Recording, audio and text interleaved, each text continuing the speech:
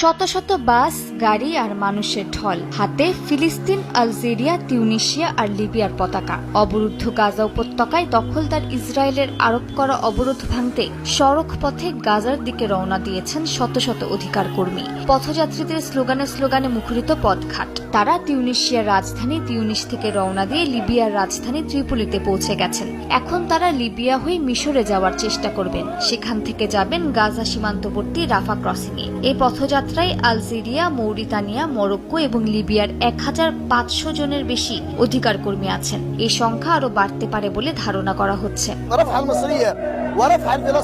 আমার বিশ্বাস, কাপুরুষ, নারী ও শিশু হত্যাকারী ইসরায়েলের বিরুদ্ধে ফিলিস্তিনিরাই বিজয়ী হবে। এই কারণে আমরা আরব ও মুসলিম হিসেবে আমাদের ভাইদের পাশে হৃদয় ও আত্মা দিয়ে আছি।